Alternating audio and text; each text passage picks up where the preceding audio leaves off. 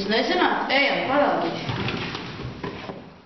Tagad jūs varēsiet uzdot jautājumu šīs skaitļu virknes atklājējiem. Mēs izsaucam Fibonacci garu. Gars, vai tu runāsi ar mums? Esmu Fibonacci no 12. gadsimta. Esmu itālis. Es atklāju Fibonacci skaitļu virkni.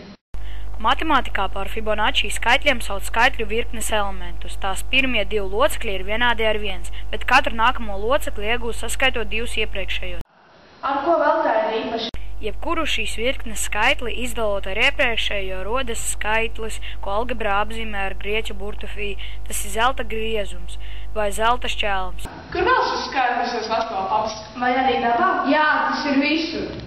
Tas ir ziedos. Ziedlapu skaits dažkārt vienai un tā pašai puķai mēdz būt atšķirīgs. Ziedlapu skaits tā tas ir margrietiņām un asterēm. Savukārt orhidejās sastopam pat vairāk Fibonacci skaitļi vienlaicīgi. Tas ir augļos un dārzeņos. Daivaņu skaits tomātos, paprikā, ābolos.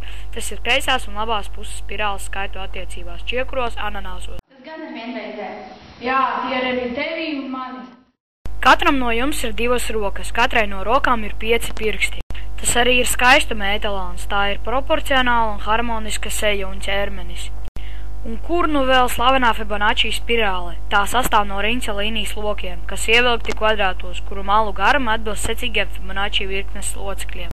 Esmu noguris, laidiet mani atpakaļ garu pasaulē. Paldies! Šodien mēs uzzinājām daudz jaunu. Paldies tev, Gars! Mēs atlaižam tevi mājās. Vai tu esi aizgājis? Ejam!